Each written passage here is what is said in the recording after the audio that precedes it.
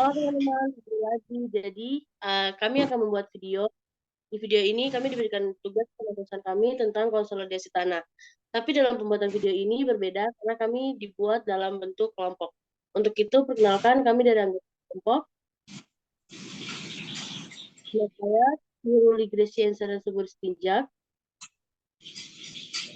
Nama saya Gravelia Degnasar Mumes. Saya Peres Marcelina Horen. Saya Sarina Sandalalong. Saya Frederick Alfian Pramandei.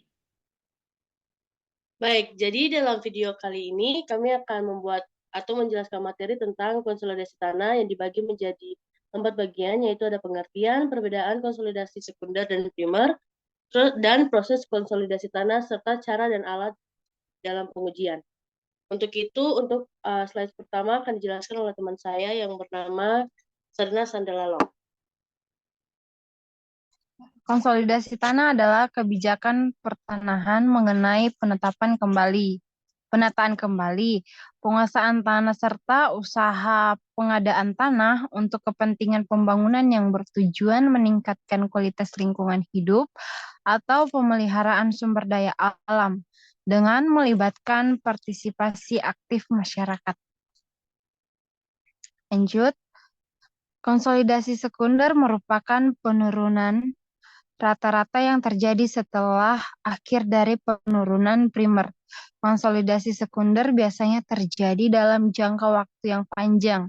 Seperti salah satu contoh kasus yang terjadi adalah pembangunan Bandara Internasional Kansai Mesri 2015 yang dibangun di atas lahan reklamasi.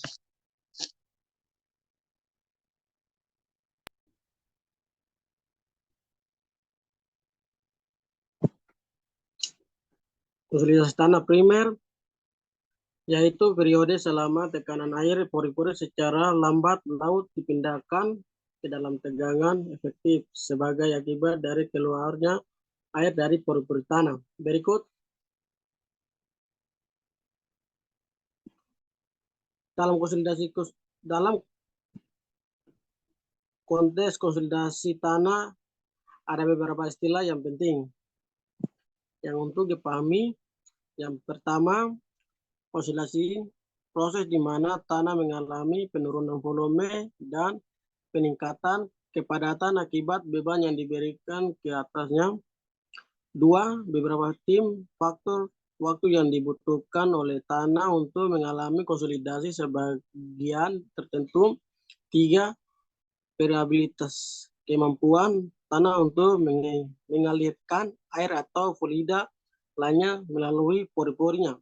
Empat, indeks konsolidasi indeks yang menunjukkan kemampuan tanah untuk mengalami konsolidasi dengan peningkatan tekanan tanah. Lima, perubahan volume tanah yang terjadi selama proses konsolidasi.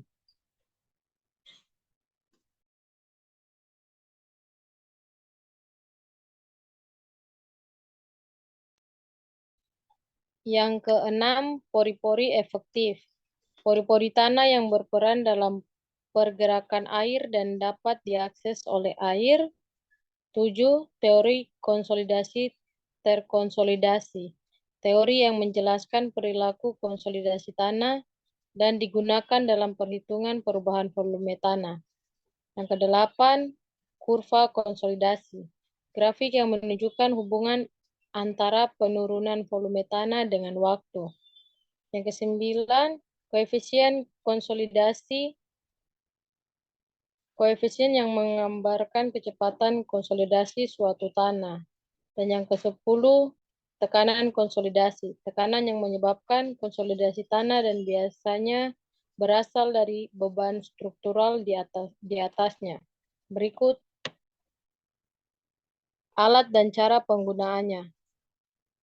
Alat frame alat konsolidasi, sel konsolidan, beban, cincin benda uji, ekstruder, batu pon, bola baja, plat penekan, stopwatch.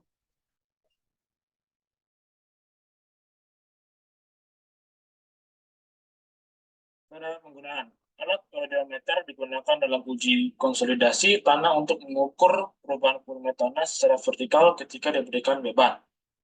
Berikut ada langkah-langkah umum untuk menggunakan alat aerometer. Yang pertama, persiapkan sampel tanah. Ambil sampel tanah yang representatif dan kompak dalam cetakan odometer. Pastikan sampel telah dikompresi dengan tingkat kepadatan yang sesuai. 2. Pasang sensor. Pasang sensor deformasi pada sampel tanah di dalam cetakan odometer. Sensor ini akan merekam perubahan volume sampel dalam pengujian. Terapkan beban. Terapkan beban pada sampel tanah secara perlahan menggunakan mekanisme pengukur beban yang terdapat pada alat odometer. Beban ini biasanya diberikan dalam langkah-langkah tertentu untuk memungkinkan proses konsolidasi tanah yang terkontrol. Catat deformasi. Selama pemberian beban, catat perubahan volume tanah yang terjadi pada interval waktu tertentu menggunakan sensor deformasi. Hal ini membantu dalam memperoleh data tentang karakteristik konsolidasi tanah.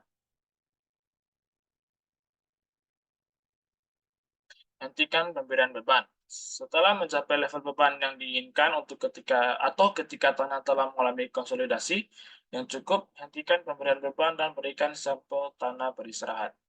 Catat pemulihan. Catat pemulihan volume tanah setelah pemberian beban dihentikan.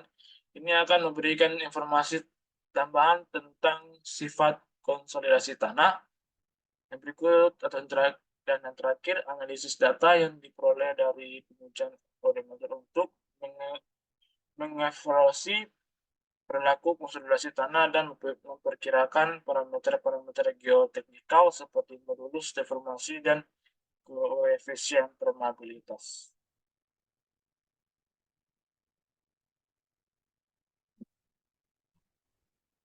Baik, sekian dari hasil presentasi kelompok kami. Jika ada salah kata, mohon dimaafkan. Untuk modul atau PDF yang diberikan akan kami tunjukkan di akhir. Sekian dari kelompok kami.